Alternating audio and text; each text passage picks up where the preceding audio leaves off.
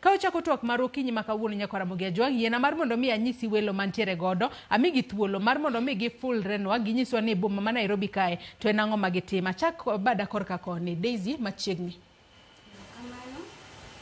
An gi nyinga iluonga ni Brilliant Daisy kendo an nyar Gema Sumbe e Homa Bay County.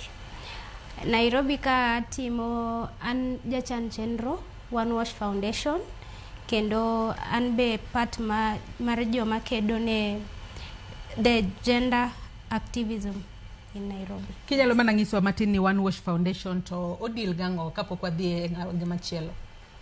One Wash Foundation en foundation madil gi konyo nyithindo gi rawere mondo mi jiwogi mondo mi gibed gi future maber. Kaka wachulo ne nyithindo fees, wapuonjogi, watimonegi tuition online, wajiwo bende ji e healthcare, wamiyo ji ng'eyo kaka gidak mondo ngimagi gidak gi ngima maber. Kendo wakonyo yudhe kata rowere mondo mi ka gin gi talents jiwo talents gigo mondo gidong ka talents gigo ok gitim kata mana e ber kende kata e mor lakini konyogi e ngimagi e dongruok gi. Machiegni choko kinyi ma kawuono Brilliant Daisy. Steve, machiegni imbe ni nyalo fulrino. Erokamano gi nyinga iluonga Steve Biko. Steve Biko awuod luo ae gwenge mag Ndewa an wuod Kosoko. Gisani an adak Limuru Town kuman part-time student St. Paul University. To bende atiyo kod riwruok mar kambi mar Kenya Credit Traders. Amor go kinyi ma kawuono mar go mbaka gi jokanyanam e weche mag gender based violence. Mana kamano mathoth wabro ng'eyo kaka saa sudo. Erokamano machiegni inyachwako kinyi ma kawuono. Savia machiegni papen mari. Erokamano Joyce, an adhi gi nying ni Savia Gure to ajanya kach. To an jalonye pach dhano mane gima aero timo Nairobi ka gi dhok ma waluongo ni hobby mane gima aero timo to watime gi Transformer Girl, that is a nying mar organization ma watiyogo. Ago erokamano kawuono e biro e mbakani mang'eny obo wacho mbele. Machiegni twako kinyi ma kawuono. Bada korka kod Nyakwara Mogejwa bende antiere kod nyiona gi ariyo kachiel kod wuod luo. Oduol machiegni papen mari. Erokamano Joyce, mokwongo aoro mos ne jokanyanam tema winjo wa twagni. An gi nyinga iluonga no Oduol Mula. An okew yo makatwenga kumoro ni school Kobonyo. Nairobi ka apuonjo Baba Dogo Secondary School, apuonjo nyithindo physics gi chemistry. To abe aja hocho ahoyo nyithindo man gi shida. Aho chunygi. Machiegni twako kinyi ma kawuono antiere kod mwalimu mano mar physics. Jalonye weche mag science machiegni twak. Lisa machiegni chiyo nade? Achiyo maber Joyce. Mos. Erokamano uru jokanyanam. Amor bede mbaka kae mar loso wach gi gender based violence. An gi mang'eny ana Asiaya kama iluongo ni Ugenya. Nairobi ka atiyo kod organization mang'eny mopogre, Men United Nation Youth Women, atiyo kod YASAF manie president margi, iluongo ni Youth African Symposium Forum. E YASAF ka watimo wakawo yudhe kata rawera, wamiyo gi opportunities, gi share skills margi, and ideas ken mental support and business, any mang'eny wabo wacho mbele. Erokamano uru. Machiegni twako kinyi ma kawuono. Marcelino yaore kino machiegni. Oyore ine Joyce maber. Gi nyinga iluonga ni Masilin Akoth. I'm student at the Cooperative University of Kenya, Anyanya Kach, Kisumu County. I'm also the gender obvious. Yeah. Machiegni uretu wako kinyi makawuono. Adwan mar mondo mi achak kodi Marcelin ka wachako twak mar okinyi makawuono. Watu wako tudore kod lwenje mag kit chwech ahinya to e kind rowere. To wang'eyo ni lwenje mag kit chwech en gino moko wanyalo wacho no chako sane. Kata bedo ni gisani monyalo wacho ni nitere jomo opogore riwruoge mopogore mosebedo ka wuok oko mar mondo mi okweda lwenje mag kit chwech. To ka nochakore tarik 25 mano dweni kendo biro bedo ka dhi mbele nyaka dwe mar 10 mano tarik 10 dwe mar 12. En odiochienge 16 mago mag kedo kod lwenje mag kit chwech. Wang'eyo ni okengo osebed ka igoyo mago mag kedo kod lwenje mag kit chwech. Ang'o momiyo pod waneno ka lwenje mag kit chwech pod nitiere ahinya e kind oganda mago kata bedo ni nitiere okenge ma itemo keti mar mondo mi otem geng'gi kachako kod Marcelin? Erokamano. Koro kadwa golo pacha gimomiyo gigi pod timore despite the fact ni itemo losgi. Number one, manyalo chako go ahinya, nitiere gimoro miluongo ni iluonge ni ati social norms. Ido ka nitiere familias moko magikawo ni ati nyathi ma nyako nyaka michwat punishment. To koro idoga ka gini endi most of the time ido ka koro ohingore nikech this behavior ido ka jomoko time in excess in the notion of we are taming the behavior of a girl child. Ido ka koro olokore gima constantly ingini okinyal bedo ni ichwado ng'ato pile ka pile, obro ng'iyo godo gi chwat, obro timo gimoro marach kong'eni at the end of the day idhi timruok nade, idhi chwade. To koro idoga ka ng'ani endi seche moko idoga ka koro chwat opogore and in the end idoga koro obet gimoro ma serious. Kawuono igoye gi gimoro, kinyi pok kata kiyudo kata pale chwe ging'eni nege ka ok nikia ama inye.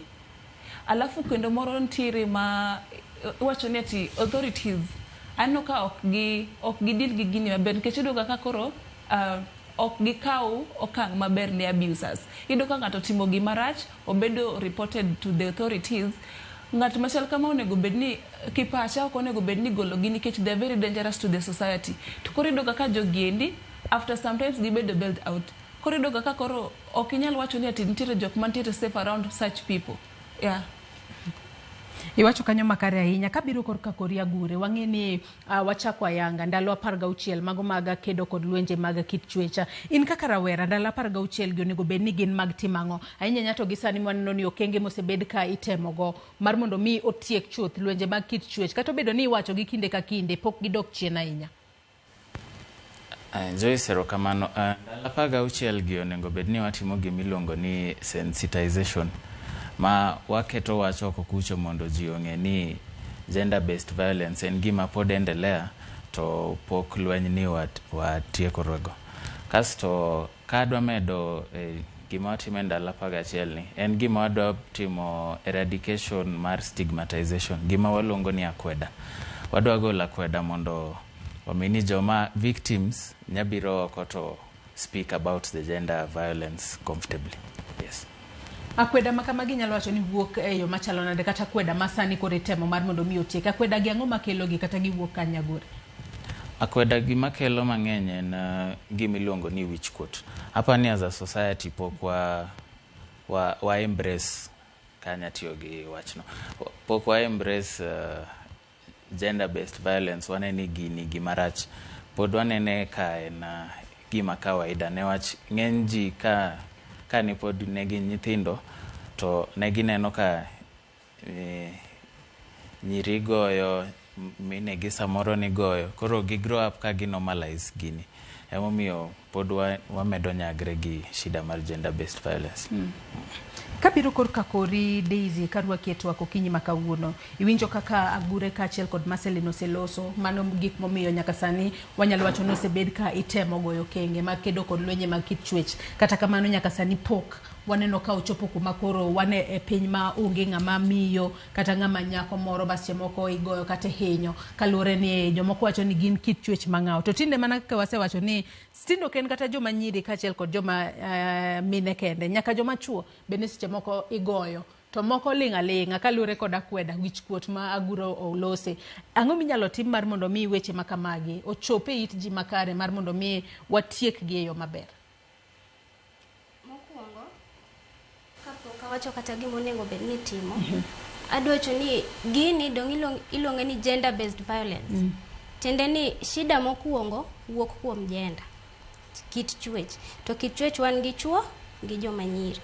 Koro in anything ma wadwa timo nyaka wang'i joma nyiri gi joma chuo. Ni shida mane ma ni kod joma nyiri to shida mane ma ni kod joma chuo. Nikech jogo giwegi ma ging'e gimomiyo gitimo gigi to gine ma ging'eyo tokuwa suluhisha gima miyo gitimo gigi mane gima dhi kelo koro solution, permanent solution.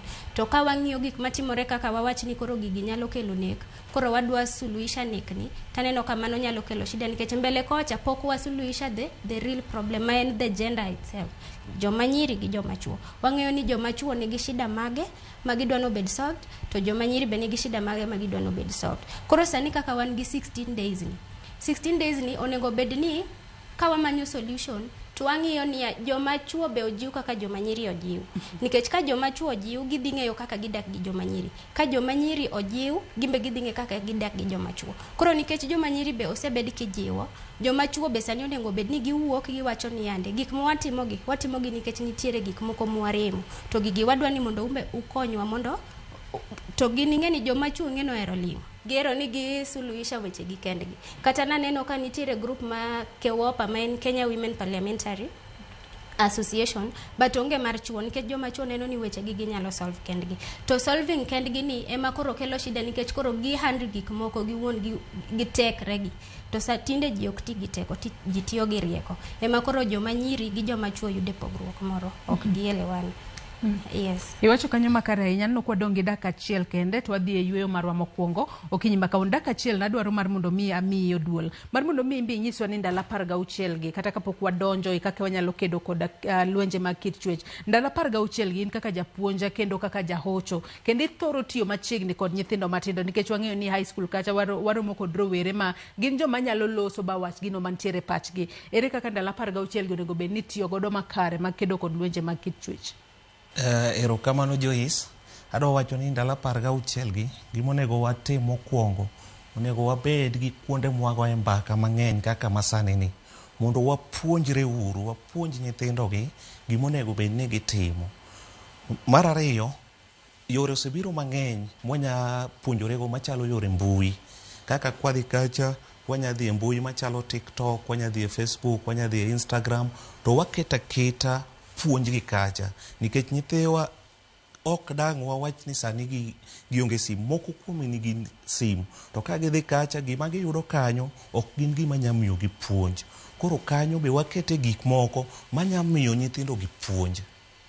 Kamano. Hai, adwa ni wadhi e yweyo marwa mokwongo mondi e twak mar wecheno mar mbako romo kinyi makawuono kwa duogo Lisa kaachiel kod Steve bende biro bedo ka nyisowa ni ndala 16 mag kedo kod lwenje mag kit chwech gin kaka rowere winjo bed ni timo ang'o mar mondo mi watiek chuth kata wakeda kod lwenje mag kit chwech. Nyaka Ramogi Ajwang' modho pi matin waduogo kik idhi mabor.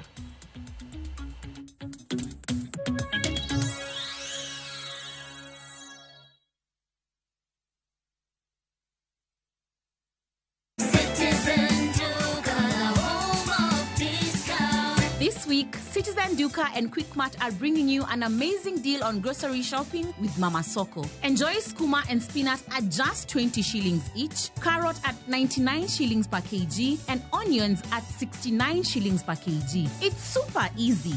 Just dial *487*5#. Choose what you need, make your payment, and get a message to pick up your order at any Quickmart supermarket near you.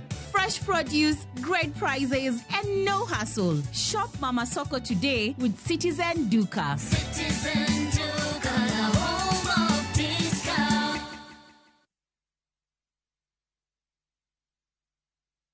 Baba shuka leo. Nyasai ber kendo romo adenda. Baba shuka leo. Wagweli mundi bed kodwa Jumapil ka Jumapil. Duog chunyi kendo irit chunyi. Paro mora mora minyalo bedo godo machando pachi ma ok ni kare. Keti embele Yesu. Roda Nyarko Kitmo, Ben Otiende, kod the Chwalist Won, Ken the DJ. Tayo ni chenro makelo ni wach maloko ngima. Injili kalo. Kochakore sa 12 okinyi. Manera Mugi TV.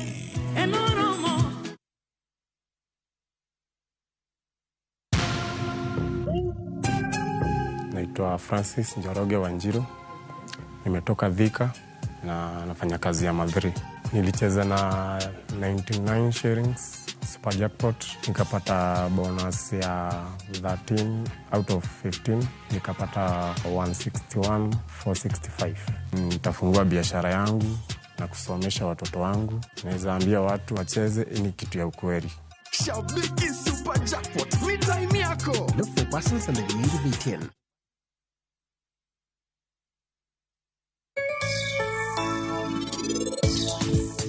Anadhi maber tagiogo. Point wachacha ni nangiel around. Yani I was locomoting around. Mike Kunyola lady. Bengeni wango ya serious. Let's open big doors that harbor progress. In all the places that we are. KCB ni yangu. KCB ni yetu. KCB ni yetu. For people, for better.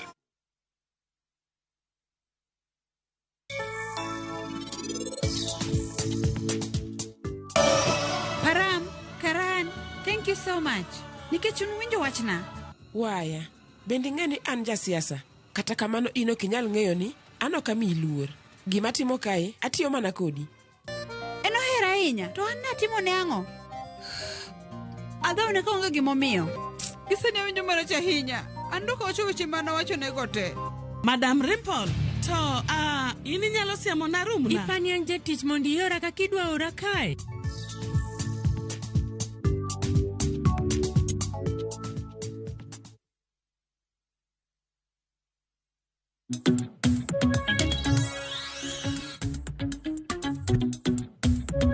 Machiegni kendo nyako Ramogi Ajwang' mar mondo mi wadhi mbele kod mbaka maro e chenro mar mbako romo kinyi makawuono kama to wako tudore kod lwenje mag kit chweche kind rowere ahinya to gi sani ma piny ngima hingo kata yango odiechienge 16 mar konyo e kedo kod lwenje mag kit chwech mathoro wuoka kata mathoro muocha e kor gwenge mopogore opogore pachoka kapo ni kitudri kodwa gi sani antiere studio kae kod rowere auchiel mar mondo mi wago mbaka wanane okenge mopogore opogore ma winjo ogo e kedo kod lwenje mag kit chwech kapok ni wadhi e yueyo Lisa nyisi ni mak paro mari kotudore koda gigo monego bene timo e ndalo 16 gi makoro piny ngima riwore kanyakla e kedo kod lwenje mag kit chwech. Erokamano sana Joyce, an gima dawache wach GBV maendelea. Gini ntiere pile pile gini timorega. To GBV en kanyo. Ingeni kete mondo ji ong'eye nyaka gimoro ng'ata chiel kata ng'ato hinyre. Otiko di yor mbui mondo ji ong'e ni gini timrega. To solution osebedo kanyo ma ang'ina anadak karango ga chien wach ng'ena jasomo buge mang'eny. Kasomo buge mang'eny arango ka Nelson Mandela ne rango gike to kaka no chien no kelo patriotism e Africa ni rango chien nen kod yo mar loko gigi. To kani kelo yoni ibedo enemy mar luongo ni system, nde system moro. Nyaka gini kose timre kama mose chopo kama koro orach kama makori keteni piny mangima wan kaka jorawera mondo wakel solution. To magi werewa magin ging'eyo, kwerwa mong'eyo ni solution ging'eyo. Solution mokwongo ni en kaka rawera. Sani wan kod social media milu wan gi AI, wan gi robot. System moro ma technically oselokre, men malo. Watiyo kod yono mor wakelwa mondo ji ong'e. Tiseneno mang'eny ahinya sani ka gini nong'ere kamae. Nen through jorowere ema noketo koro gini ong'ere ni ji hinyre woko kae. Wachen jorawera kende mobedo targeted victims. Mako magemi target victims. Solution moro in skunde an kane ni school pokno puonja gir kailani be pokna winjo ga be pokna kiantie gima kailani timrega woko sama wuok e school japuonj pokno wacho kaka japuonj kae be atemo ni ntiere subject mageni ngomi puonjo wachan pokno puonja ango bed ko nyiso kalorno wacho ni kopogore kod puonjo jahocho bende pokno puonjwa wach ni onge japuonj ining'e ko wane Kenya ting'eno ni Africa African parenthood en kaka iketo nyathini ng'is nyathi ka ipandowa ne wan kako kanwa e ot iloronwa mondo kik wang'e gima nuoko gigi jonyuol ong'eyo kwarwa ong'eyo kila ng'ato ng'e gigi neno lakini nyithindo ni pando ne onge ng'ama ng'isowa ni gima kama en kamae ineno kaka pinje ma jo wasunge white land and western countries nyithindo osepuonj gi kailagi koro kata ka gidhi woko ong'eyo ni ka ng'ama nyako ang'eno ga hando kamae ken ng'ama dicho ni ga hando kamae to kibiro e Africa education ni pande ineno ipondo ing'isowa ni mago ken gik ma wani giketo ni gimora mora ber en sinero mimi wani polo to kwani polo ineno. The solution monego ket ni government onego ket policies policies maka ng'ato motimo makosa ting'eni ng'ani motimo makosa onge ni aja ng'ani obe wuotho koko room around en free en go freedom moro ineno onge aja wach ng'amo timo makosa obed punishment example mar jok moko ko paro no dwa timo gir kailano okonyal timo kendo Steven korka kori ndala 16 gi mago mag kedo kod lwenje mag kit chwech masani wantiere godo owinjo mar mondo mi otim ang'o mar mondo mi lwenje mag kit chwech ahinya nyato mwaneno ka ng'eny ahinya gi sani kikwane nikech wanyalo wacho na kia ni pinye molokore kose pinye marumo kose ang'o matimore sani mwaneno ka ging'eny ahinya. Kamano Joyce, ka dwana go mbake wach mar lwenje mag kit chwech mokwongo gima nyaka wang'e ni lwenje mag kit chwech oriwowa gender ka gender, oriwo joma mine to oriwo joma chuo. Omiyo wan kaka kijende kata rawere wan gi lwasi makare mar yudo information mwanyalo miyo jowa. Emomiyo kinde ndala 16 wakedo gi lwenje mag kit chwech ni miyowa lwasi makare mar go poro kendo miyo jowa education makare mondo ging'e ni gini nitiere mondo jowa man gi wich kuot nikech king'iyo e society wacho ni societal norms oketo ne joma mine gin chwech mang'aw kendo yudo ka weche gi ikaw ma serious moloyo kata joma chuo lakini e kinde ni wadwaro ni mondo wan kaka kijende kata rawere lony ma wan go e yor somo kuonde mwadhi ineno ka seche moko wanyalo yudo idea kuom jowetewa ko oluwo yor mbui lakini nitiere jowa mok yudo idea gi koro adwaro ni wakaw kinde ni mondo wago puoro mondo wanyis jowa mondo wanyis ng'ato ka ng'ato mana kaka katiba bende wacho king'iyo ita paro wacho ni ng'ato ka ng'ato waromre chwech moro amora romre omiyo sani nyaka wakaw kinde ni mondo wanyis jowa ni obed ng'ama miyo obed ng'ama dichuo in gi right kendo in gi haki ni mar wacho pachi mok ni wadhi mbele gi hinyruok kaka jowa mang'eny hinyore to ling'aling'a nikech wich kuot mane society mano. Nyaka sani nitiere weche ma sewinjo kuwacho wanyalo wacho ni societal norms emomiyo nyaka sani koro jomoko dongo kaparo ni lwenje mag kit chwech en gino ma seche moko normal bende Marceline kinde ma ochako wacho ni nyalo bedo ni jomoko kit kaka ni dongo ni ng'iyo ni ng'ama miyo kata ng'ama nyako en ng'ama seche moko inyalo goyo ka kiero kata kamano dago mar mondo mi watuoga ni te piny masadi un kaka rowere matindo ma bende nitiere tije mopogore opogore nitiere kuonde tiegruok mopogore opogore kipacho paro ni ang'o makelo hie lwenje mag kit chwech gi e piny masani manyaka sani koro nego be ni goyo kenge mathotha mag neno kaka inyalo konye e tieko gi kachako kod yoduol nikech gin gigo ma ok wanyal wacho ni gionge gintie to e piny masani wanyalo wacho ni ang'o makelo gi makoro waneno ka gimedore ahinya e kiwango mamalo. Ero kamano Joyce, adwa wacho ni mbaka ni gima nyaka wayiere ni gini en gima nitie kendo gima kele ahinya to luwo timbe jomoko manya wacho gi dho luo ni jowagunda wadhi wang'iyo timbe gi kaka jogi timo gi to wadwa wakop kaka jogi timo gigi kiwacho ni gin timbe mage ma seche moko wakop ahinya kowuok e jowagunda ma seche moko nyalo bedo ni nyayo weche makama.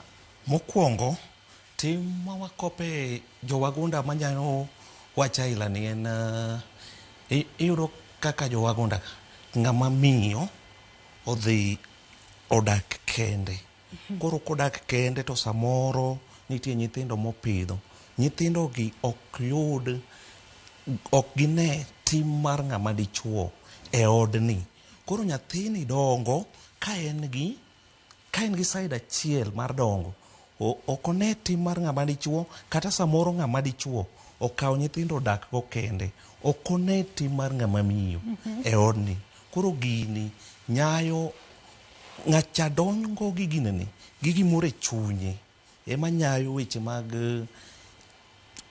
kit chwech mopogore opogore mar joma jowuoyi gi joma nyiri. Anno ka Lisa ng'i kanye kinde ma uloso Lisa winjo gimodulo waje tere kod paro mopogore Marceline bende no ka ndeko wiye paro nyalo bedo nopogore kotudore gi ma oduolo wacho korka kori tiendo wacho ni ng'ama single mother onego bed gi chuo mondo nyithindo mani od chone kaka dichuo biye mondo ging'e kaka ginyalo handle GBV mano wrong mano kinja point to disqualify your certificate mano wrong disqualify certificate mani onge point ocho kinyalo ng'isa ni an ng'eno raise kod single mother to aseneno chuo aneno wetena aromo gi ji i school donge ntiere chuo sami pondo nga somo wani mix kwani primary cha kod mixed primary wachago mixed school.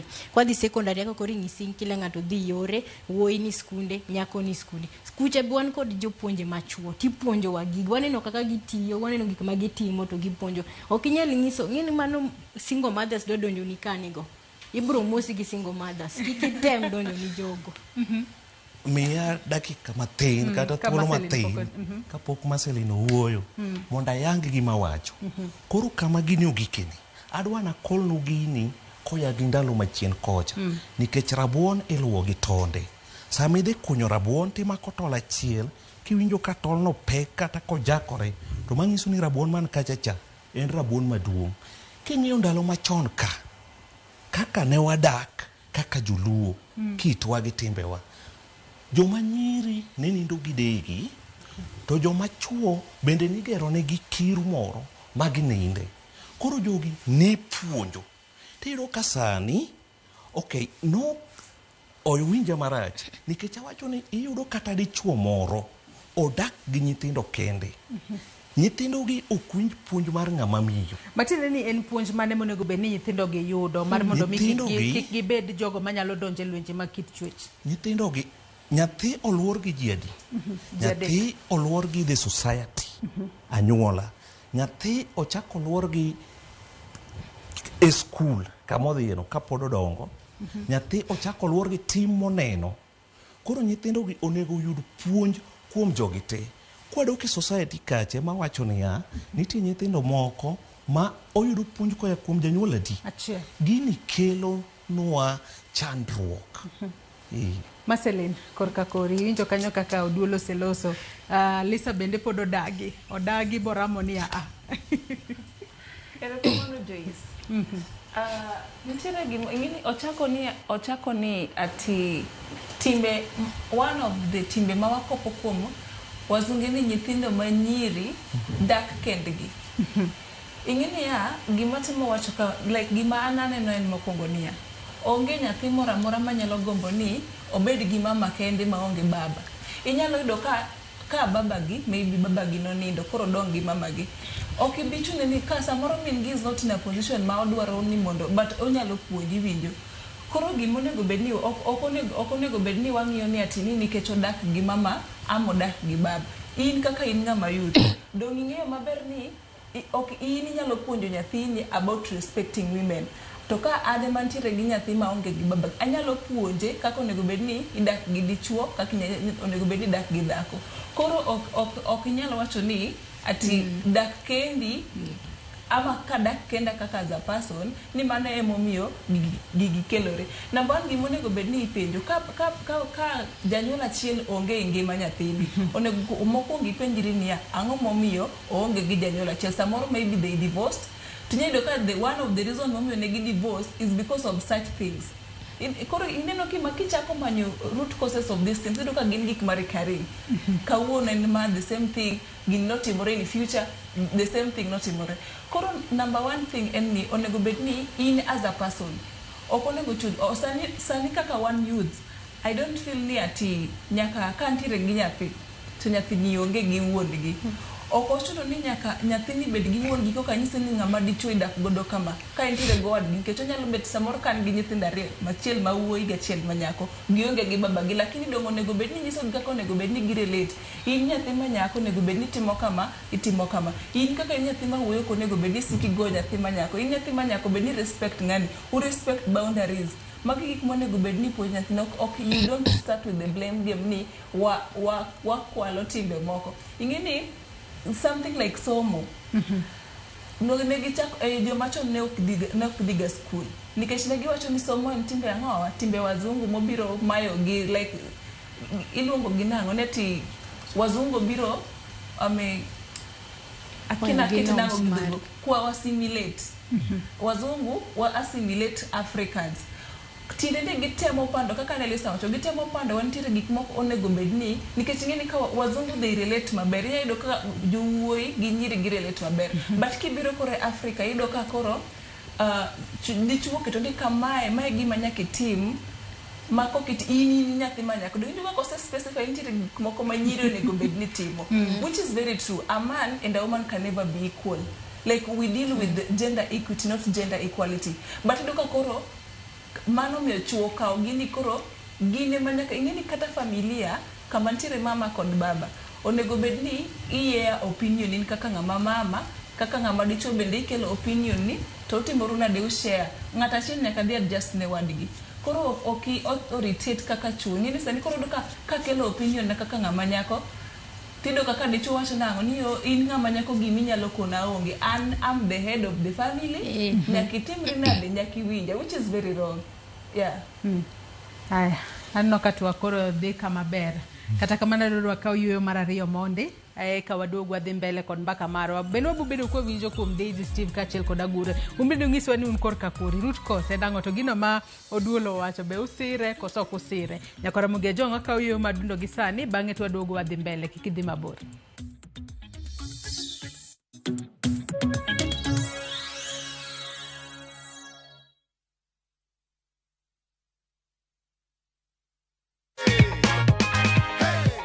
I'm pursuing my bachelor in pastoral studies. Nilikuwa nimepata Sunday message next Monday tunarudi shule classes kufunga second year third semester na sikuwa na pesa. Nilipoangalia runinga kitu ikatrigger tu my interest. Unatafuta pesa na pesa ndio hii. Nikasema no, let me try, and that was my luck. Shikilia cheki yako pia. Confirm the amount here, Mr. Joseph. Nilimulika kitambo sana.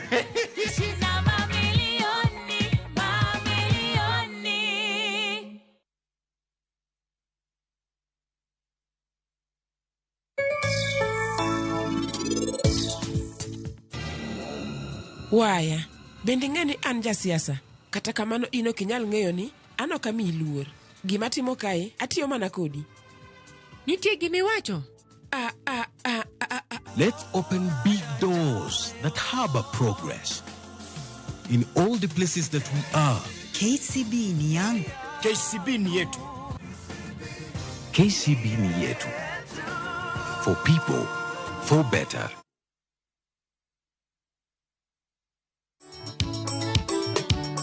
Memane chwanyawa moleva made poga kodi wacho tu mabiro weyo masi Eric kawuodho tieno chwanyawa nyasembo made miwe mondo mi yud skisa tiun mar Mili Nyarasembo de star aboro auchiel nono star ang'wen achiel auchiel as Ramogi TV e od jothumbe duto.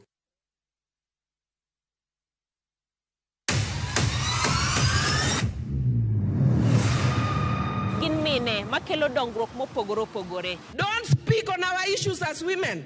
Let us be the one to speak. Kaka gikete ratil, familia kod tijegi. People's power! People's power! Magitimo gisiso kod lony. As the woman representative of Homa Bay County, this nation is hungry and there is no question about it. Minegi nietelo. Gijiwo kendo gikelo lony mopogore opogore. Mentorship en gimoro ma important kabisa. Mano konyo ji kendo miyo ji bet gi positive attitude. Gimiyo lony margi kanyakla kod yudo duoko ne chandruoge duto magikale. We want leaders to be fair to the nation. To emine wacho sigand miyo kamiyo ogen. Mine wacho ngeso ka ngeso kod jailieta.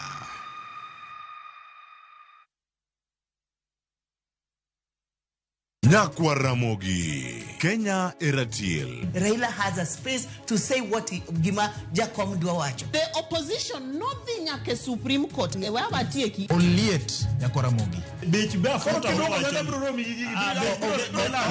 Jumapil ka Jumapil. Ana chungo mama Ratil kadel war piny. Ka adwani wa discuss kaka Kenya dhi. Wij tuak magora til piny. One was got in opposition. One was got in opposition 50 years. Mai ukiparka kele wich bar moro UDA onge kama pose donje adoni penja bati koso donje kona mane Sachiel gi nusu tieno siasa mar piny Kenya en siasa koso dongruok kai kelo ni kod George Bati kik bai Citizen Duka, home of discount. Wiki Wiki hii Citizen Duka inakuletea discounts kali ya Okoa Wiki kutoka Quickmart. For only 646 shillings, unapata maziwa 2 packets at 110 shillings, 4-pack tissue at 199 shillings, unga ya ugali 2 kgs at 119 shillings, mkate 800 grams at 99 shillings, unga ya chapati 1 kg at 79 shillings. Hizi zote ni only 646 shillings, meaning una save 110 shillings ukitumia Citizen Duka. Piga *487*5#. Chagua Quickmart, then chagua Okoa Wiki. Lipa, alafu utapata message ya kwenda kuchukua package yako kwa Citizen Duka counter ya any Quickmart supermarket karibu na wewe. Citizen Duka, the home of discount.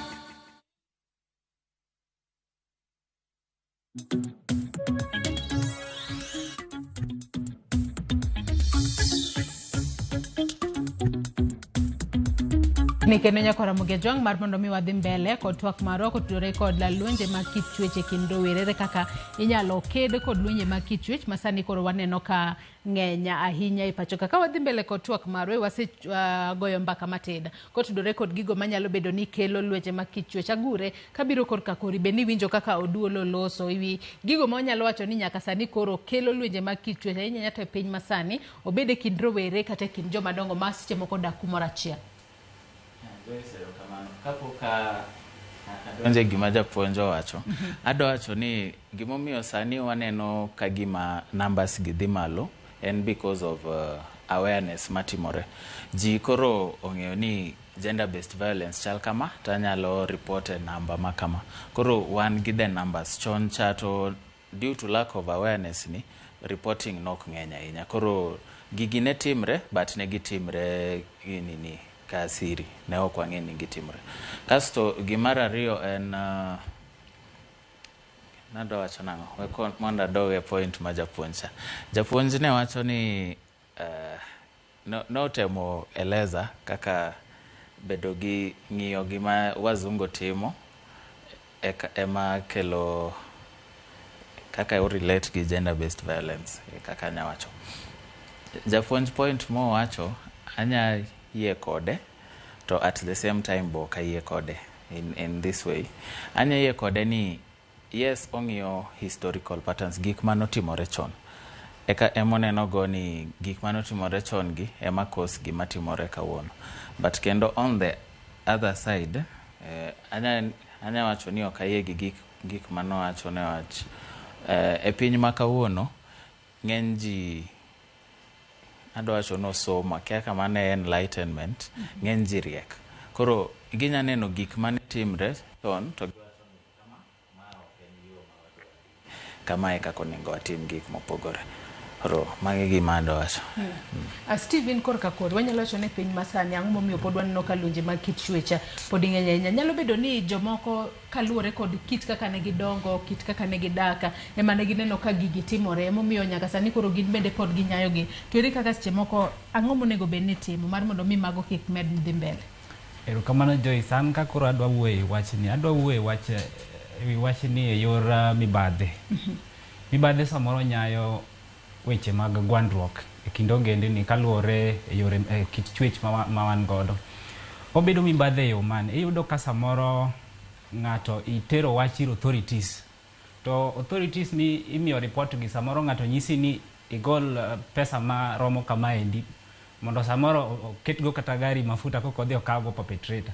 Koro iyudo ka ng'ani nigi shida and ene vulnerable state modwaro kony but koro iyudo ka avenues mag chopo kuom authorities iketo bedo matek samoro ikore no dhi okel certain amount pesa moro ne askari samoro be idwaro kata mondo miyo ng'ato ondikni pithri mondo tere go perpetrator e court iyudo ka en process imiyo charges maduong' ahinya koro iyudo ka ng'ani chunye bedo kodhi nyosore kar mondo ohaw matek mondo miyo oyud ratiche oserochi odok piny nikech onge nyalo mar chopo mbele mondo miyo winjo duonde koro magi gin gik madhi mbele kanyayo gigi. Mar ariyo e yor mibadhi iyudo ka samoro ng'ato orocho ratich ng'ato awach ni for example ng'ama dichuo kata ng'ama miyo iyudo ni ng'ani ong'ere gi authority cha kodhi kucho perpetrator iweyo thuolo nikech nitie kaka ging'ere. Koro iyudo ka mibadhe nyayo gini and ji mang'eny ng'ato iyudo ka osetemo yo moro amora mondo mi ochop mondo duonde owinji, but yore ne dinore e yo namba achiel yore ne dinore nikech oonge nyalo e yor mfuko. Namba ariyo corruption samoro e yor ng'eruok, ng'ama orocho ratiche ni ong'ere gi authority kuchocho ibedo relieved kendo odong' kohinyore to koyudo konyruok. Koro gigi dhi mbele kendo ng'at machielo koneno kaka ratich ng'ato oroche wacho ni kata ng'ane bende nodhi to bende en thuolo onge gima notimne. Koro iyudo ka mani nyayo chunygi kendo gini dhi mbele kindwa. Koro wadwaro ni sani Joyce nyaka koro wachiew mondo wadin rode mag mibadhi, kech mibadhe gi nyayo ahinya timbe gi, to e seche ma koro wan gi ndalo 16 mar kwedo ahinya gwandruok e kindwa kaluwore e yore mag kit chwech. Nyaka koro wahel wi gini mondo wanyis jowa ni mibadhe dhi mbele kendo mibadhe hinyowa kendo nyaka wang'i makare kendo sirikal tim makare mondo din rode moro amora mar mibadhe mondo mi jokwa ma ratichgi bedo ni orochi oyud ratichgi makare. Daisy korka kori wanyalo wacho ni ang'o ma kelo ahinya lwenje mag kit chwech gi sani. Isenjo ka jowetegi olero kotudore kod gigo makelo nikech ok wanyal wacho solution kapok wang'eyo ni root cause en mane. Koro korka kora kakwonga chako gi gima wadwani nowacho. Mokwongo ado penjo ni yande ang'o mosemiyo jogi opogore momiyo ng'ani onge gi dhako to ng'ani onge be gi chuore.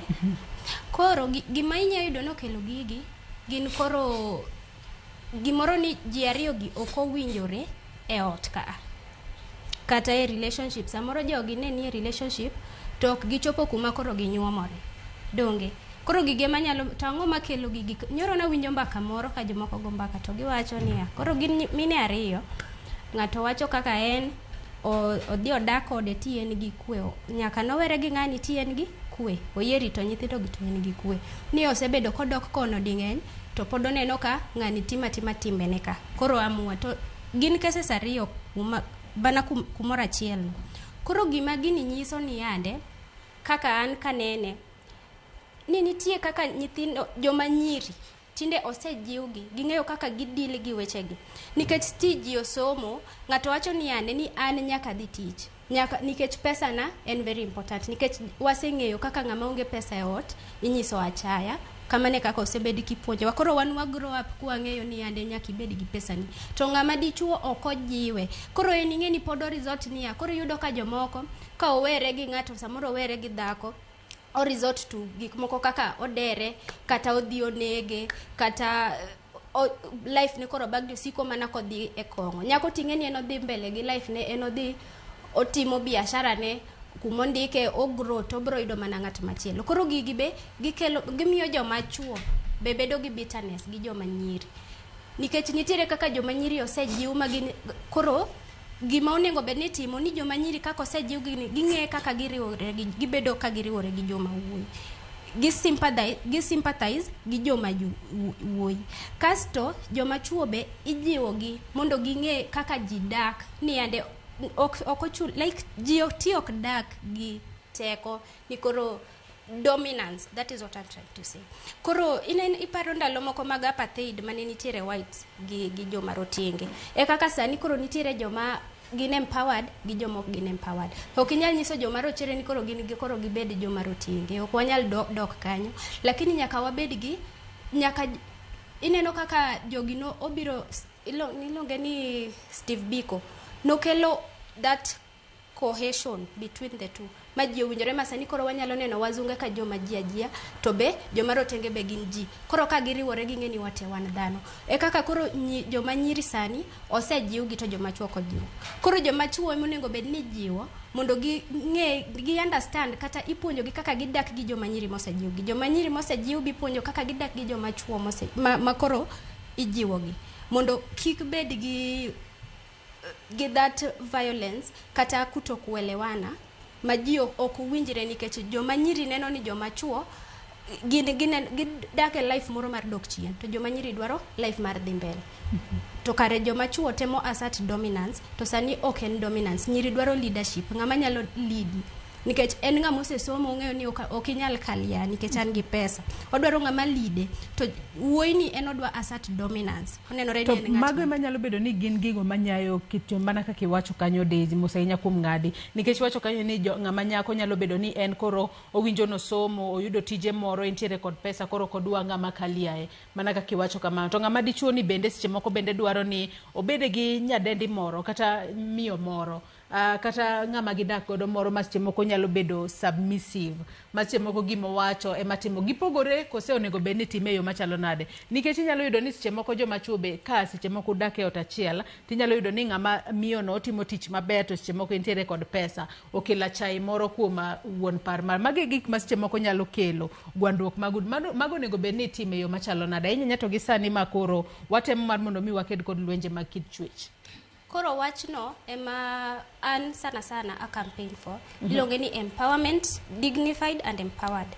Tiende ni ya kata wasebedo empowered kaka joma nyiri ok omiwa thuolo moro ma wanyalo timo gimoro amora ma wadwaro ma inyo joma moko kata nyithindo ma wanyuolo nikech koro kwa wasebedo ni wadak wawach ni koro idaki e odi to in gi chuori koro ineno ni koro ng'atni iyewe samoro iyewe gi pesa ineno koro wadwaro ni mondo nyiri be ipuonjo gi dak kaka gin empowered no ipuonjo gi niya kaka in empowered but pod nitiere gik moko manyaka ibed ni timo kaka ng'ama dhano nikech wate wan dhano ng'ama dichuo ni en dhano in be in dhano to ka inyalo neno ni sani ng'atni onge godo kuma intiere godo to chieng' moro biro bedo godo koro joma chuo kosejiwgi to joma nyiri be nyaka bed ni ipuonjo kaka gidak as an empowered woman nikech waseneno kata timbe ma nyiri timo moko nyiri mosebedo empowered okay iluongo ji ni feminists koro nitiere gik moko miluongo ni gin overtly mane kaka anaparo yani gin timbe makoro odhi mokalo nikech ng'ani neno ni an gi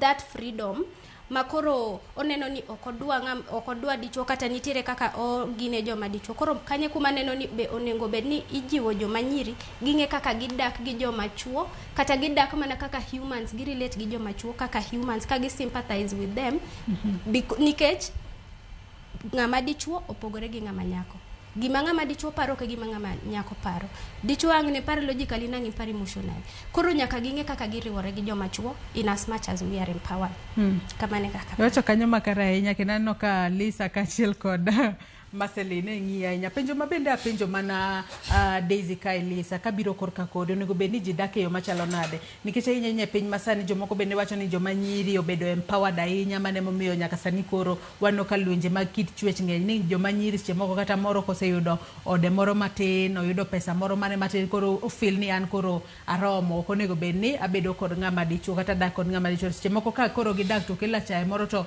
joma chuo kinde mathoth gidwaro ga ni gibed respected gine ma gibed head of the family kinde mang'eny to magi gik ma seche moko nyalo wang'o ng'ato bo tim gima seche moko kodwa.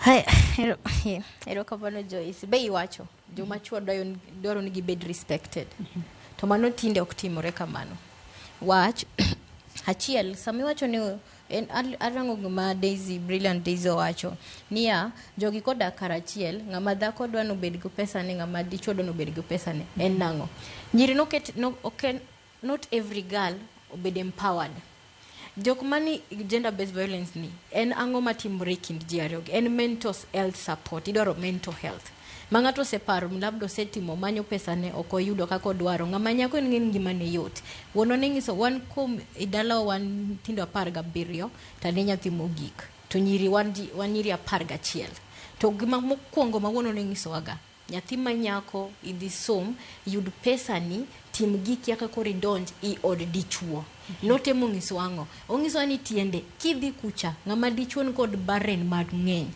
ineno ng'acha oting'o family ne oting'o min gi oting'o nyithindgi te ini biro kaka support ng'ama dhako kata mumo wach ni ng'ama nyako onego bed support ma ng'ama dichuo spiritually mentally kod physically kod emotional ok ni pesa chuo matinde by Joyce chuo matinde iketo kod mon nyako tiyo matek to miyo dichuo chiemo e ot mokolos to kone ni gi dichuo moro goyi no mage chuo matinde tineno gender based violence kirango kes gite aserango cases adek iwinjo ni nyako no dhi manyo pesa okelo ni dichuo chiemo dichuo yo wang wach ngin dichuo joma chuo kitrega ni masculinity ni society wacho ni gin gi teko ok ngis gi gimoro onge pesa dier to onge tich to bete ot tini ngama nyako idhi timo tiji idhi luoko iduogo i ot ikelo ne chiemo iye wang wacho ni idhi golo pesa kure idhi timango koro pache tako paro gik mang'eny which means mano mental health ngacha pache ok ber to gima lak e Kenya ka government onego ket mental health facilities mang'eny iseneno Kenya ka nitie mental health facility kosen madhare kende maseneno to kidhi kuro nyaka ichul pesa kidwa neno psychiatrist kidwa dhi kuro nyaka igol pesa no ngama vulnerable ogolo kure to gender based violence en ng'eny vulnerable people kadwa nachi ni poor people kosa lunga vulnerable people wach gi lack employment ngama dicho be manyo tije ngama nyako be manyo tije to gini ji okele wana kai mai gi monego ketno ko onego wachi ni wa empower dicho wa empower nyako nyiri matindo ket gini education is the way an naso momo girls to ne moto maronen en empower girl child is a safety for society. If you empower girl child, she will come back to save the society. Ngamadicho ke empower ngamuse ka okot kelen. Ki empower ngamadicho dongo bo will kod society obro dhi otimugike. Ora mo manyo society mare koro. Yani odwa gero territory mare koro be koro no ketre ngamadicho. Mimi koro nyiri okeli kind gini. Nyiri oket kindo koro nyiri wachini chuo joma chuo gin jok madwaro bedo gi territory margi joma nyiri koro biuru kony society no sani nyiri koro katemo ni watim kama iketo gi piny ok ni ngam jo no nego empower chuo kian wawe chuo gen empowered ever since chakre chon nyaka biblically ngeche manezi ndi jogi bedo empowered chon jogi ginge kaka giringo ginge kaka giwuotho ginge ginego magitim gingeyo ngama dicho ngego kaka onego bed gi ngama dhako ungene ko nego ranga manyako ungene ko nego goe kamae magi jok matin chuo matinde aparo ni ntenga manoloko labda gin robots okonyal nen gine ai wachini chuo mama chono ngeyo celebrity mondi ntere wach ma Daisy bende do interject ka jabate imumbi adwa wacho ni joma chuo ko be empowered kata gin giwuot gingeyo ni ok gin empowered gido bene empowered entiende mane joma chuo gin ga providers naturally gin ga protectors naturally gin ga leaders naturally koro kineno ka nitire kuma koro nyako koro dwa control ngama dichuo te ni ngama dichuo ni pok ongere wuon kata nyako ni osengere to ngama dichuo ni koro okonyal okia ka ko relate gi nyako ni nikech nyako ni sani ongere ing'eyo ni jom chon jowuoy ne ong'eyo ni nyako ini not kanyo gimora mure ne mokelo ni gimora mure monyisi itimo koro sani in be idhi yo mari kelo kisekelo mari koro ang'o modwa nyisi to in be in gi mari kiamua ni dogo kinyalo wuok koro ing'eni miyo gi gimbe samoro kata ka nitiere shida to ok gidwa golo oko nikech gineno ka gimbe ka gidhi ang' ne wach ang' no nyisi ji nang'o to gimomiyo kendo wacho ni jowuoyi ok obedo empowered en nikech kineno the rate mar nyiri magin single mothers awach ni yudhe from 20 years nyaka 35 years idhi yudo ni gin joma ng'eny kata joma osebedo kod odak to were gin joma ng'eny nikech chuo ok nyal relate gi the woman ma en empowered nikech pod gi assert that dominance pod gidwaro that submission to gikia gima ni nyiri sani submission cha ok gibi kele nikech koro ipidhe ne ot nikech sani onyalo kelo pesa ne iyo kelo tiende ing'eyo ni ngama nyako otemo konye wachi ni wan jokonyo gi akaneno chuora onge gimoro kata ngamo kende en boyfriend na abedo kode seche moko en glass anan kod skill ang'e nyalo timo akonye to joma chuo gi mogi dwa sani ni konyo gi ineno gitimre ni iketo ni teko gi odogo piny gibaro ni do empower gi mane gima chuo luru sani wewe wachak gi maseli Monica States ineno Joyce gima timore niya ng'ama nokelo women empowerment chalni nokono gi mana ni kiseyudo pesa ni to koro dichuo konego bed ni nyisi gimoro alafu cha kendo ng'ama nokelo empowerment ni ema nokono gi ni ati ema no like there is some toxicity in this empowerment nikech iyudo ka for me my own understanding about this empowerment and yeah you know like it promotes gender equity not gender equality iwinjo oko ng'ama dhako onge chieng' mibiro rom mano gima onego bed ni nyiri te onego bed ni ging'eyo onge chieng' ma in ibiro bet machalre gi dichuo. We all have different capabilities and we all have different abilities. In kaka in ng'ama dhako mosebedo empowered monyisi ni ng'ani no empower yi ng'ani no nyisi ni like empowerment is basically about knowing your right. Knowing your right ni this ka ng'ama dichuo nego ito nego bedi timori na ditere ka police ok ni imbi slap back nikech ok inyal physically you cannot fight a man unless you say the somo karate neno. Koro empowerment ne en no koni niya nitire jok moko mani igo e relationship but ok ginyal wuok nikech ofeel ni mano en mana dichuo nego bedi no timo kama but the reason why you are empowered no nyisi ni ka ng'ani otemo ni ogoyi ama omi signs moro ma is very dangerous onego bed ni timori nade I report. Koro ido ka thoth nyiri osekawo empowerment ni oketo ni embe onyalo timo gini ka dichuo ni dwa goye ama nyalo goye. Dong koro bende midhi do ka wawacho ni case mar pastor moro malon lecha. We at first we only had the side of the woman but kane dichuo golo the other side dong koro do ka jogi tentire gi makosa. Koro yido ka ng'ani dong en empowered entire gi pesa ngeni basically most women ngeni empowerment is all about having your own money. That is not the case.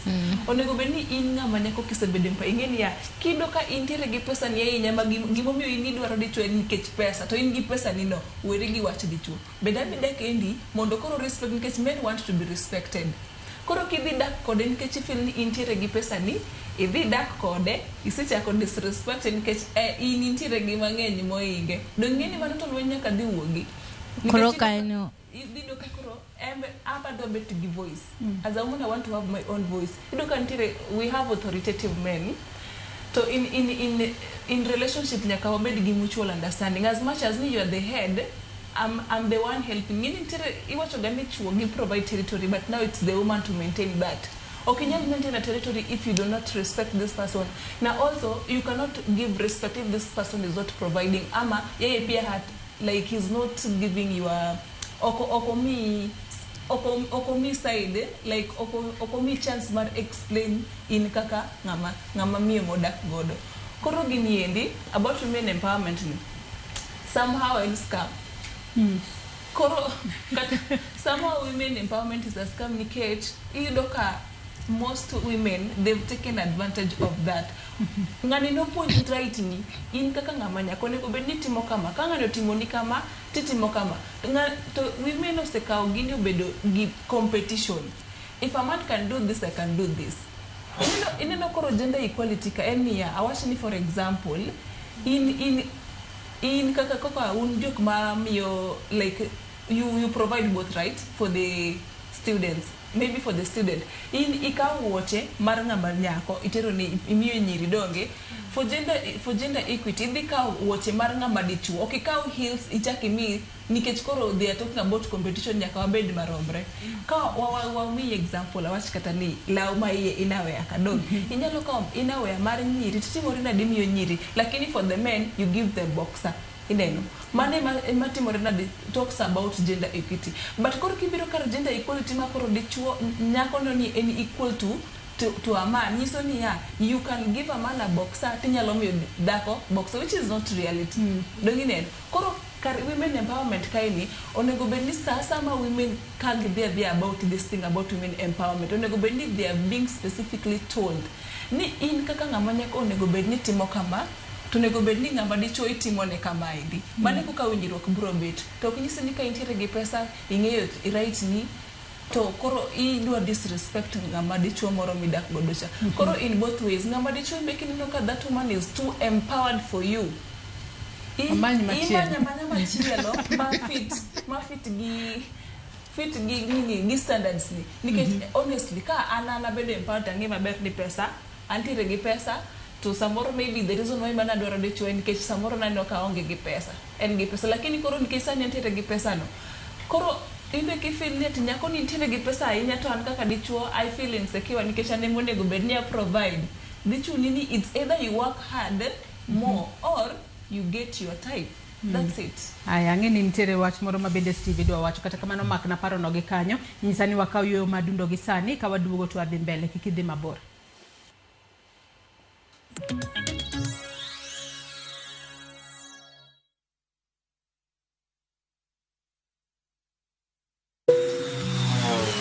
for the skies na 200% prepare bonus on shabiki.com. Deposit dough on your casino account na upate up to 10,000 Kenya shillings in bonuses instantly kila time ukitransfer na uendelee kushinda on Aviator, Aviatrix, JetX, Comet Crash or on any of your favorite casino games. Usiachwe nyuma mtu wangu. Enda extra rounds na 200% prepare bonus on shabiki.com. Not for persons under the age of 18. Authorized and regulated by BCLB license number 428.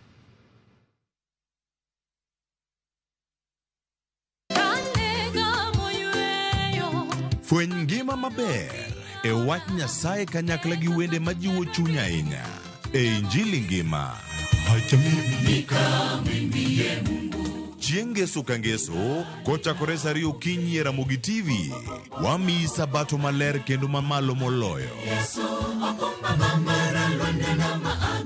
kod wende mamoro chuny moa kuom jothum mihero kendo gi jokwath mapacho ka. Nyasaye wuoyo kodi kendo wuoyo koda ni kik iluor gimoro nikech an kodi. Sabato tutapumzika milele yote. E Injili ngima ngeso ka ngeso chakre saa 2 okinyi e Ramogi TV. Wote wazishikao amri za Mungu na ushuhuda wake.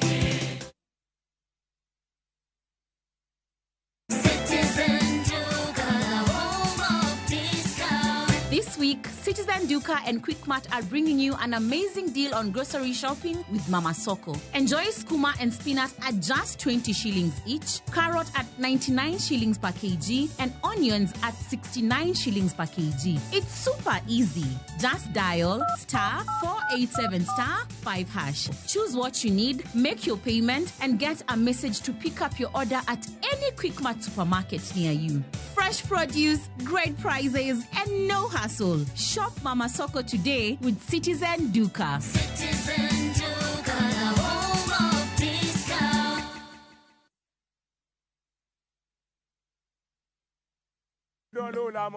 Bed kodwa e wuodhni ka wanono kit timbe mag anyuolawa. Oyundi no neni en winyo mayot. Sama no dhi chiemo, ng'ama ok ohero tich matek. Koro nyako ringi kodhi chiemo. Ema nomiyo chake kamano. Gin kido mamiyo wabedo kaka joluo, sigendni mopogore opogore mag dhoudi mag luo. Chiro ma kiti pando chira. Gini dwa chako ndeti mos. Okelo ni ahonda. Dil majony. Luweche mag luo mopogore opogore. Moro ka moro kuomgi nigi ranyisi mopogore opogore. Wuon magolo ng'ani ka wuongi watere wadhi gone dala. Koro telo gi le to gi gweno. 111 Lu chenro ni ngeso ka ngeso saa 1:45 otieno e Ramogi TV.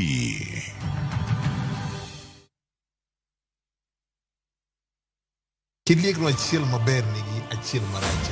Kit telo mane ma gidwaro nyiso generations mabiro. Sama winjo ki ineno kiyanyo wadu e mbui kikiringi donje. Kenya waber kabisa e pepa. Pinje moko kawa blueprint. Wanto wandiko ka kanyo to wakete shell. Joma ne nigi lony ka nochako timo gini kendo. Classification mitimo ka. Oyo. Kose yier jotelo. We must allow them to work. Kiwe siasa tenge migo oko cha. Ber mar ng'ato. Papi e lach. Ka papi e tekni. To loki e patan. Janyao onge mbala. Kama iro dhuolore mach nyaka bedie. To mantiere ka IBC okadho ka loc commissioners. Kaka wanene wuok tich ka wuok tich chakre saa 2 okinyi kik bai. Bali Adventure na View Travel. Explore the vibrant culture, pristine beaches, and the serene landscapes. Enjoy Kuta or Nusa Dua, Gili Trawangan, and Ubud. Ride a horse cart and hop between islands by a fast boat. Escape to Bali's paradise for 8 days, starting from $2,067 USD per person sharing. Angukia deals moto na View Travel. Book now and lipa pole pole.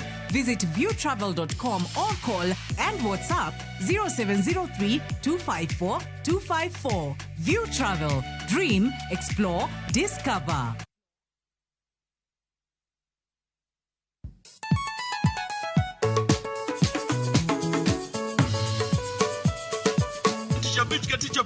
kochakore saa 4 wakelo ni ngoma mobedo piny design makare. Ramogi TV biro kanyakla kaachiel kod Ramogi Radio kama bende stima riwore kod pi. Yawanya wauntie kikubed mabor nyaka Ramogi nikech kae e kuma yudo gik mamit kabisa e Ramogi Night Disco. Maintain your position. Idi udakanyo kika fire gudi local instrumental wawachoni kete manaka. Ticha Beach ka Ticha Beach sang'wen otieno.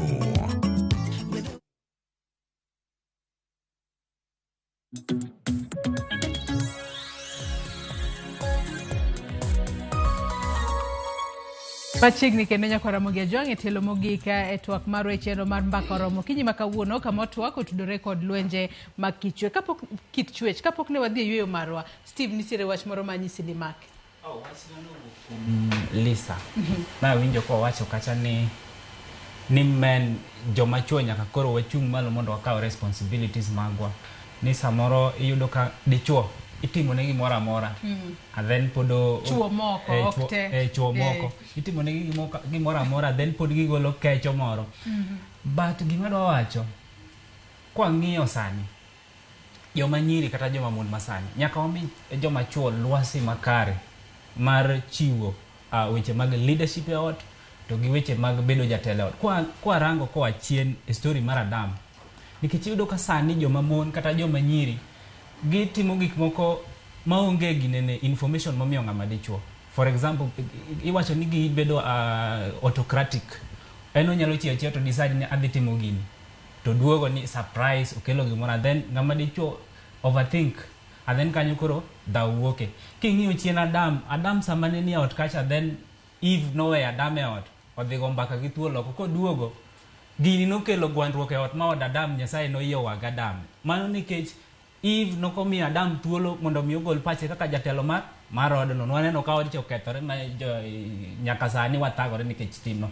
Koro gima dwa temo wacho nyaka pokatieko gima dwa temo wacho nyaka wami joma chuo space kata bedo mani economically and down, but the responsibility mano miye from the beginning as a man mondo mi okel leadership out, okel direction and guide to the kids kod spouse. Nyaka wami space mondo mi take part. Kata bedo mani you are financially empowered to mano cannot drive a family. Nyaka wami gi space. Kata bedo mani dwa dhi timo gimoro e nono onge tich, winj pache won parwa aneno ka ufuko ni in nono an gi paro makama dwa timo. Is it good? Onge wach nyar mama, it is well and good. Kiduogo obro receive well nikech ong'eyo ni informe o take part in decision making kendo feel ingine a man o winjo ga maber ko feel ni omiye thuolo mar make decision e ot. To in ka kore dwa bedo autocratic ikelo gik moko kaje ikele ni dwa surprise daw dhi wuok kendo bro penji ni golo kanye to mane makelo daw kendo mane manyayo tulo kendo mane makelo lwenje ginene kindwa sani. Koro nyaka wamigi thuolo gi take leadership skills, give me a direction mondo ute wodhi kare. Mane pacha adwa nasoma ni moko kuom ote ma joneno magwa chwalono wako kale yore wan tote mag tudruok okinyi makawuone ka wadhi mbele kotwako winja neni to jogo maneno wa kuonde mopogore pachgi to en mane. Makilet nya Sudan ngisa ka eno yaore Joyce lwenje gi biro kaluore gi nok mar winjruok e kindwa wawegi. Nyithindo donje timbe ma ok owinjore kaluore gi pogruok. Nyithindo gi neno kaka jonyuol gi jomoko oluoro ma jok ma oluoro gi timre. Nyathi koseneno ka janyuol ne mano baba kata mama yanyre gore mi yuda ka janyuol otingo pala kata beti, nyathi ne dhi dak kaka oneno e odgi. Ruth Nyathi Ochieng' wacho ni lwenje mag kit chwech medore e pacho kae nikech pok waneno ka joma oyudi gi ketho oyudo kum mager mondo bed puonj ne joma dongo. Odhi mbele kocho ni mondo watiek lwenje gi nyaka wa identify kama lwenje gi wuoke main source. Gima kelo gi okenge mag tieko gi to mogik nyaka serikal many permanent solution. Mogik to wakwa oganda ni gima ineno ka nyalo kelo ni chandruok to iwerigo chon. Prevention is better than cure. Serikal olos programs mag wuoyo weche gi to ahinya gi target rowere. Aluo twak kanu moja enakwero kama na inya Ruth Nyathi Ochieng'. Stephen Ogweno bende wacho ni lwenje mag kit chwech masani Medore nikech mine bedo empowered ahinya to iweyo chuo. Ok puonj chuo kaka ginyalo dak gi mine mobedo empowered. Emomiyo e 16 days March wadwaro chuo mondo gimbe gibed empowered kasto puonjgi kamae kaka wanyalo geng'o lwenje mag kit chwech. Amos Baba Presley bende wacho ni mano wuoda aoro chuodho mar Salem Estate. Wacho ni winjo kendo neno chenro e yo makare kendo etwak mag lwenje mag kit chwech kata gender based violence medore kaluwore kod modern technologies mokelo ni nyiri nyaka keti ong'ala manyime e yor somo. Modern technology has done more harm than good to man. Wach mar I can do without you biro nikech that empowerment. Empowerment should be limited to some extent. Hai, magomo kukum ote. Majoneno magwa chwalo kokale yore waduto te mag tudruok Okinyi makawuono winjo ote makamago. Kachako kodi aneno kwadong' gi dakika matin kende twatieko twak marwa Okinyi makawuono. Oduol in kaka japuonj kendo in kaka jahocho. Rowere nitiere kod ting' mane gi sani ahinya mar mondo mi okeda kod lwenje mag kit chwech obed e yor tudruok mag mbui kata social media platforms. Ere kaka rowere nyalo konyo mathoth e kedo kod lwenje mag kit chwech maneno gi sani. Ero kamano Joyce. Aro wacho ni an kaka japuonj kendo jahocho rowere onego koro wuog oko rowere matindo kawan mar nyiso anyuola gima timore sani kaka inyalo ked gi weche mag gender based violence gi. Mokwongo nyaka wabi e twak machalo kaka magi mondo wapuonjre. Mar ariyo nyaka koro wabed voices in the society manyalo kwero gigo makelo ng'iyo chwech moro e yo mapiny kata chwech moro itere yo mamalo. Then mar adek Joyce bende wanyalo tiyo gi social media handles magwa kwa puonjo oganda e wachgi. Kachako kodi wach mogik ka watieko tudore kod lwenje mag kit chwech maneno gi sani. Okay, mogik e wach mar lwenje mag kit chwech mwaneno gi sani en ni adwa wuoyo wach mogik mane jowaru osewuocha. Adwa wacho ni kik watamre tero nyithindo skul ahinya to nyithindo manyiri ni gibiro hingo nyithindo machuo. Water nyithindo gi skul, nyithindo manyiri odhi osom, nyithindo machuo be water skul odhi osom. To gima watim maduong' wapuonj jogi kaka ginyalo dak. Kaka ng'ato yudo pesa moingo nyawadgi, kaka ginyalo dak kendo kaka ginyalo miyore luor kendo wapuonj gi chik kaka ng'ato nyalo kawo atua ka nyawadgi okosone. Kik okaw chik e lwete nikech ma nyalo kelo kata negruok e yot kaka jogi odak. Erokamano ahinya Savia. Rowere nitiere kod ting' mane gi sani mar kedo kod lwenje mag kit chwech kaachiel kod wach mogik? Joyce, erokamano. Akwongo adwa medo pacha kamoro matin. Ntie ng'ama wacho ni social media ema medo gender based violence. Ma awoni ng'ano onego wach the opposite. Ema en adier. Social media o create platform mang'eny victims, ng'eny ji are able to puonjore nini weche gender based violence. Awareness be iketo oko kucho. Kasto be wanya reach ji modak nyaka dala, nyaka town, tetete. Koro social media ok act kaka catalyst mar medo gender based violence. Otimo the opposite. Mar ariyo, adwa wacho ni wach empowerment ni and specifically mar women empowerment onengo go both ways. Ng'ato kobedo empowered onengo bed empowered nyake pache, ok mana mfuko kende. Ibedo empowered across the board. Mondo kata kudak uteji ariyo both joma mine gi joma dichuo ntie respect maluoro maumio rugo ji te ariyo. Mange pacha. Adhi medo moko bang' thuolo maremo rumo. Dhiadhi mbele. Wadong' gi dakika matin kende twatieko. Mae thuolo marimo gik. Okay. Koro ka watieko to onengo wamed bedo gi puonj aina gi. Mondo ng'eny ji ong'e gik matimore gender based violence ka kata nini makawuono ni ilongo nade and part of UN Sustainable Development Goals, the 5th SDG, look towards gender equality and empowerment. Koro ningo wabed gi ng'eny puonjruok ainagi mondo ji bro benefit from it. Yeah. Erokamano ahinya Lisa, rowere nitiere kod ting' mane gi sani mar kedo kod lwenje mag kit chwech kaachiel kod wach mogik? Erokamano Joyce, rowere sani nigi ting' mar create awareness mako campaign ni mondo gitem konyo ji society. Wach koro wanie jok mayang, rowere gin joma tindo, joma chuo koro ol, gin sani gikia gimeendelea. Koro rowere wan wati matek waket campaign social media ne yor mbui, wadhi skunde ka school oyaw, wadhi school wa visit schools through government, kata ntie kin kod organizations udhi school uponjo nthindo matindo ka kata mani high school, secondary kata universities, wamigi nthindo gibe wang'is gini woko kan go kamae, kidhi kamae ten kamae, kitimo kama, wapuonji gi, create awareness kuom puonjo gi. Wachna mogik en niya, gima kelo GBV ni bedo mang'eny. First thing, unemployment, lack of unemployment, ongenga teach yore tich, idon mai kar ngato mai tije, mar nigo ngato, arago ngato, mai tije. Ngentinde noach ni kazi. I don't understand the phrase, but kazi ni kazi. Mai teach margi. Joma chuo manyo tich oko yudi do ngato niko degree mare osomo maber, kata ngato nigi skill mare ko dhite mono rang teach kato manyo don ngamuti man pod office. Pode mobet to ngama woyo kumi chance cha. Second thing, joma nyiri obed empowered in a way that sani koro ntie gimilongo ni feminist. Koro feminist odonjo ni dichuo kotimo kamae chungne mateki bende.